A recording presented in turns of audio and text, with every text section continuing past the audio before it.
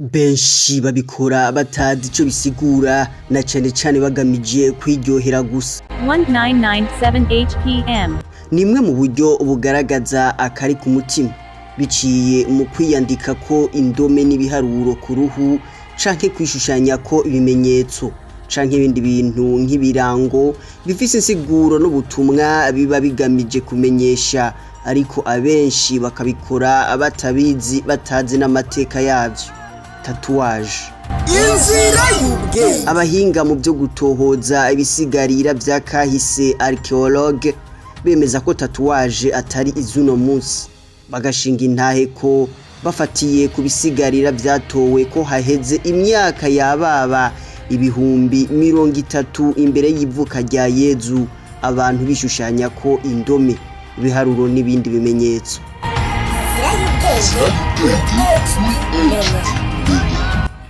Reka dusimbire mu gihe c'imbere ya kahise kanditswe antiquité canke préhistoire, mu bwami bwiyunze bw'abaromani, ubwami bwa Misiri n'ubwami bw'ubugiriki, aho tatouage yari ifise insiguro kuva ku bimenyetso biranga ikibano, imigigwa n'imigenzo, kwikingira canke mu gihe wafatiwe ibihano n'ikibano, turavuga nk'ubucakara canke ugufungwa. Tatouage ikaba yarasigura umugwi umuntu ahurikiyemo. menyesha n'abantu aho bamenye inzira y'ubwenge. Bimwe muri ivyo bimenyetso vya tatouage abantu bishushanya ko kuva mu gihe c'imbere y'ivuka rya Yezu gushika mbere n'uno munsi, harimwo ibiharuro canke indome vyakoreshwa nko kuranga inomero canke iparati. Ibi vyakoreshejwe mu bihe vy'ubucakara n'urudandazwa rw'abantu, aho wasanga hariho n'ubusho ukinjiyemwo bagushirako ikimenyetso kitazimangana. Hambavu y'indome n'ibiharuro hariho inzoka canke cobra, intare, ingwe, inkona, inyenyeri z'amasonga atandukanye, imisaraba, inyabutatu, umutima, agahanga canke agakankara, ijisho n'ibindi bimenyetso vyinshi bitandukanye. Tatouage ukinjana ca 18 yarakoresheje cane ikimenyetso kiranga umucakara, umufungwa canke inkozi z'ibibi, aho mbere gushika n'uno munsi hari ibihugu aho usanga ubufise tatouage akengirwa agakumigwa kuko bakibiha insiguro nk'iyaho hambere hahise. 1997 HPM None ni gute tatouage uno munsi havuye ihinduka nka style yo gushaza no kwiryohera ahatari hake kw'isi mbere no mu bihugu vya Afrika? Ivyo twirirwa tubona cane kumbonesha kure ku bantu b'ivyamamare nk'abastar mu muziki, muri sinema, mu nkino, muri mode n'ahandi. Ndabaramukije, jewe nitwa Tangimana Patrick Rusage Maestro. Mwakoze guhitamo neza, aha ni kuri HP Menya Burundi. Kaze muri cyane muri sinzi inzira y'ubwenge, aho twiga tukamenya vyinshi tutari tuzi imbere n'ivyo twahora twibaza ko bidashoboka, bitabaho canke ko bitabayeho. Uno munsi tukaba tugira turabire hamwe ido nido amamuko n'insiguro y'ibimenyetso vya tatouage abantu bishushanya ko ku mibiri, ku bihimba bitandukanye, ahagaragara n'amaso n'ahadashoboka hagaragara kubera hafukwa n'impuzu. Kora subscribe, ukore like, wongere upartage iyi video uyisangiza abandi nabo bamenye. Wibuke ko ivyiyumviro vyawe ari nkenegwa, bidusangize muri commentaire.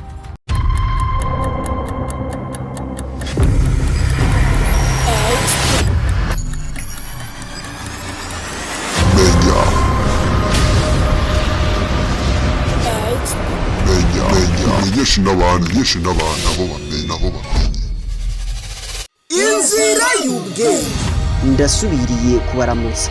Tubanze dutahure ko ijambo tatouage nkuko turyumva ni izina rivuye mu rivuga ry'igifaransa tatoué. Iri naryo rigakomoka mu ijambo ry'icongereza tattoo. Iri naryo n'ubundi rigakomoka mu ijambo ry'igitahitien tatau canke tato mu rurimi rwo muri Polynésie. Iryo jambo rigasigura dessiner, ni ukuvuga gucapa canke gushushanya. Rigasigura kandi marquer, ni ukuvuga kuranga canke gushirako ikimenyetso, hamwe na frapper, ni ukuvuga gukubita. hari n'abahuza iri jambo tatau canke tato na to no kuvuga dessin bisigura ishusho canke igicapo hamwe na atwas no kuvuga Dieu bisigura Imana byose hamwe bikaba byoca bisigura igicapo canke ishushanyo y'Imana. Aha Imana ikaba iri mu bwinshi bitewe nuko iri jambo co kimwe n'uyu mugigo wa tatouage bikomoka mu bihugu byarimo abantu ico gihe basenga Imana nyinshi abo bita abapoliteiste. Abahinga bakemeza ko iri jambo tatouage ari irya vuba ugereranije n'uyu mugigwa nyezina ubwawo. Iri jambo ryavuye rikoreshwa cyane ku mugabane wa Buraya kuva mu kinjana ca 18 rizanywe n'abatasi n'abashakashatsi harimwo uwitwa Captain Cook bari bamaze kwihweza ibijanye n'uyu mugigo. Reka tubirabe mu buryo buramvuye. Ubwa mbere mu gihe c'imbere ya kahise kanditswe préhistoire na antiquité, bimwe mu bimenyetso nyugwisha byavumbuwe n'abahinga baba archéologue bigaragaza ko tatouage atari zuno munsi vyerekana ibistati biri mu mifye, no kuvuga ibiziga by'abantu byahinguwe mu buryo bwo kutazigera bisanguka canke ngo bibore, bahambwe bari bafise tatouage boba babayeho haraheze imyaka 5200. Ikimenyamenya ni kiziga c'umugabo kiri mu mifye c'uwo bise Otsi batoye kuwa 19 Nyakanga mu mwaka w'1991. Uyo Otsi bakaba bamutoye mu misozi ya Alpes ku rubibe rugabura Ubutaliyano na Autriche, aho basanze yari afise tatouage zigera ku 61 zigizwe n'imirongo n'imisaraba yoba yari ifitaniye isano n'imigigwa ijanye n'ubuvuzi kama. Uyu Otsi akaba yoba yabayeho kuva mu mwaka w'3350 gushika mu mwaka w'3105 imbere y'ivuka rya Yezu, no kuvuga haraheze imyaka igera ku 5300. Abo bashakashatsi kandi bakagaragaza ibisigarira n'ibikoresho nk'inshinge vyakoreshwa mu kwiyandikako no kwicapurako tatouage, ibikoresho biboneka ko vyakoreshejwe n'abantu babayeho imbere y'imyaka 30 Yezu ataraza ku isi. Nkuko nabivuze mu ntangamarara, tatouage ni umwe mu mugigwa wakoreshejwe mu bihugu bitari bike vyaho hambere muri kahise, aho twovuga nko mu Misiri aho hatowe ibiziga biri mu mifye, no kuvuga vyahinguwe mu buryo bwo kutazigera bisanguka canke ngo bibore. Nkuko nari nabivuze, ivyo biziga bikagaragara ko bishobora kuba vyari ivy'abantu babayeho imbere y'imyaka 2000 imbere y'ivuka rya Yezu. Abo bantu bakaba bari bafise ibirango vya tatouage vyoba bifitaniye isano n'imigigwa ijanye n'iyobokamana no gusenga canke ubuvuzi kama. Ubwa kabiri, mu bwami bwiyunze bw'abaromani n'ubwami bwiyunze bw'abagiriki. Muri ubu bwami bubiri bwagutse bwa kera, tatouage yarakoreshwa mu kwerekana umucakara hamwe n'umusirikare. Ubwa gatatu, mu Buyapani, ibibumbano byo mu gihe ca Jomon, aha ni imbere y'imyaka 10,000 imbere y'ivuka rya Yezu. Ibi bibumbano byavumbuwe basanga vyari bicapuye ko ibimenyetso vyerekana umugigo wa tatouage mu Bayapani ibico gihe. Mu bijanye n'imico n'akaranga kumwe n'iyobokamana, tatouage yari ifise uruhara rukomeye, ikagaragaza intambwe ihambaye umuntu aba ateye mu buzima, kwinjira mu mugwi canke umuhari. Tatouage ikanakoreshwa nk'urukingo canke igiheko co kwikingira, ikanakoreshwa mu buryo bw'iyobokamana aho hari amadini y'ico gihe. Kugira ube umuyoboke waryo yemewe, haba hariho tatouage bategerezwa kugushirako, kikaba ikimenyetso c'umuvukano. Uyu mugigwa wa tatouage wahavuye usubira kuvuka ku mugabane wa Buraya uzanwe n'abatasi b'abashakashatsi b'abanyaburaya bari bavuye muri Polynesia mu kinjana ca 18 nkuko nari nabivuze, aho basanga umugigo wa tatau ukoreshwa n'abanyapolynesia mu buryo bw'uruhererekane kuva kuri basekuruza. Akaba ari naho havuye inkomoko y'ijambo tatouage canke tatu. Yamara tatuwaje ntiyigeze ibonwa canke itahurwa kumwe na bose kuko vyatwaye igihe kirekire kugira iburaya bafate tatuwaje nk'ikigaragaza bimwe mu vyo nadondaguye aha hejuru. Mu ntango abanyaburaya batahura tatuwaje nk'ikimenyetso c'ubunyeshamba, ubuhumbu canke ubukozi bw'ikibi. Yamara iburaya tatuwaje yahavuye yijukirwa na benshi ico gihe, ubwo hanyuma na cane cane mu gice ca kabiri c'ikinjana ca 20 tatuwaje yaraharawe cane mu bihugu vya buraya nko mu Faransa, mbere irashika no ku mugabane wa Amerika muri leta zunze ubumwe za Amerika. Tatuwaje yahavuye mbere icika style aho mu kinjana ca 21 gushika uno munsi ikoresho cane n'abari mu gisata c'uburimbanyi nk'inkino, abanyamuziki, abakinyi ba sinema, abakinyi b'umupira n'izindi nkino, aho mbere n'ubuhinga bwo kwishushanya ko tatuwaje bwagiye butera imbere hisunzwe no kubahiriza amategeko y'isuku n'amagara y'abantu ugereranije n'uko vyakogwa aho hambere hahise.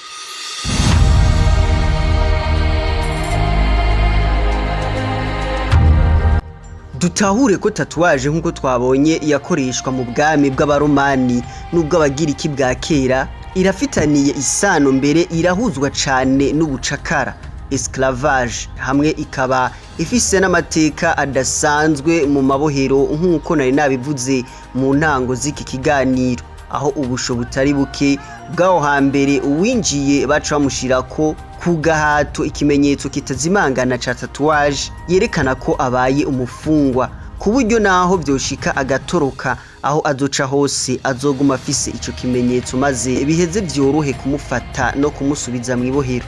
Aho twovuga nko mu Bufaransa mu kinjana ca 18 aho uwivye wese agafatwa agakubitwa intahe mu gahanga yaca ashigwa ko tatuwaje ku bitugu ya fleur de lis harimwo n'urudome V rusigura voleur, no kuvuga umusuma. Aha warinda upfa abantu bose muhuye bazi ko uri umusuma kubera iyo tatuwaje. Mu Buyapani tatuwaje yarakoreshejwe mu kwerekana inkozi z'ibibi, icyatuma warinda upfa ugifatwa nk'inkozi y'ikibi. Nubwo uyu mugigwa wo gushirako umufungwa tatuwaje ku nguvu mu kuranga ko abaye umufungwa wagiye ugabanuka uko imyaka yagiye irakurikirana, tatuwaje havuye iba umugigwa wijukiwe n'imfungwa ahatari hake mu mabohero mu kugaragaza akahise kabo kugira ntibaze bigere bakibagira, kuko akenshi vyakogwa n'ababa bakatiwe umunyororo muremure. Aha twovuga nko mu mabohero yo mu bihugu vyari bihurikiye mu zahoze ari leta zunze ubumwe z'abasosiyaliste b'abasoviete URSS, aho wasanga imfungwa zaricapuye ko tatuwaje ziranga amateka y'ubuzima bwiwe, uko yarabayeho atarafungwa, icyaha yakoze cyatumye apfungwa, ingene yagiye aratera intambwe mu gukorera umunyororo wiwe n'uburambe afise akesha ubuzima yabayemo mw'ibohero. Tatuwaje yarakoresheje cyane kandi nk'ikimenyetso kiranga umucakara canke nk'igihe c'urudandazwa rw'abantu rwakorerwa cane cane abirabure, ico bise traite négrière, aho abatwagwa nk'inyagano baca babashirako ikimenyetso ca tatuwaje yerekana ko yamaze kugugwa, ko ari ikidandazo canke igikoresho cegukira nyene kumugura. Tatuwaje ikaba yaragaragaza kandi umuco canke umugwi umuntu ahurikiyemo kugira vyorohe kugucunga, kuko tatuwaje yatandukanya umucakara n'ubutari umucakara. Aha bakaba bagushirako ikimenyetso mu gahanga kugira aho uciye hose nubwo wotoroka abo muhura bace bamenya ko uri umucakara. Iki gihe uwufise tatuwaje akaba yarakumigwa cane. Nubwo uyu mugigo wa tatuwaje wahavuye uhurumbirwa n'abavyishakira babikora atagahato ahatari hake kw'isi gushika uno munsi, nubwo uno munsi tatuwaje yahavuye ifatwa nka style no gushaza, amateka ya tatuwaje nk'ikimenyetso kiranga umucakara canke umufungwa canke inkozi y'ikibi akaba yasize ishusho mbi n'agakengegwe n'ikumigwa rikorerwa abishizeko tatuwaje gushika uno munsi mu bihugu bimwe bimwe. hari ibihugu bimwe bimwe uno munsi bagiha insiguro tatouage bafatiye kuri aya mateka yayo nk'ikimenyetso kiranga umufungwa, inkozi y'ikibi, umusuma canke umucakara, gutyo bigatuma uwishize ko tatouage akengegwa agakumigwa mu kibano. Aha twovuga nko mu Buyapani aho tatouage kera zakoreshwa n'abari mu migwi y'abagizi ba nabi abo bita abayakuza, canke igakoreshwa kandi no mu kuranga umucakara. Ibituma uno munsi hari ibibanza rusange nko muri piscine uno munsi usanga bitemerewe ku muntu afise tatouage. Co kimwe no muri leta zunze ubumwe za Amerika aho hariho tatouage zimwe uwo bazibonanye abajejwe intwaro bamufata nk'inkozi y'ikibi ari mu migwi ya cartel icuruza ibigwanisho n'ibiyovyabwenge ikomoka muri Amerika y'Epfo na cane muri Venezuela. Inzira y'ubwenge.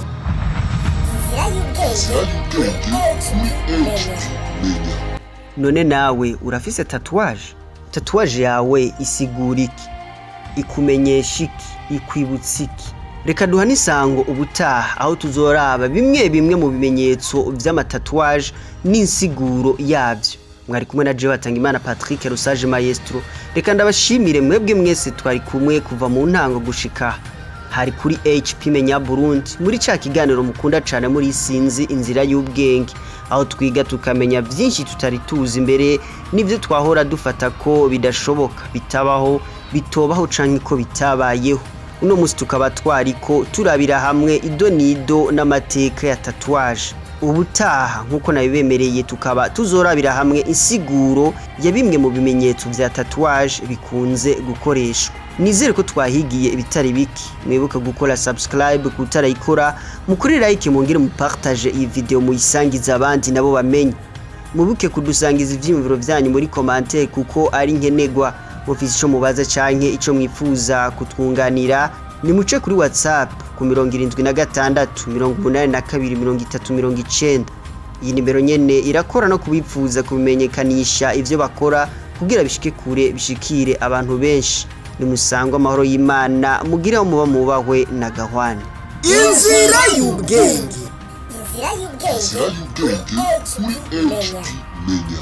1997 HPM.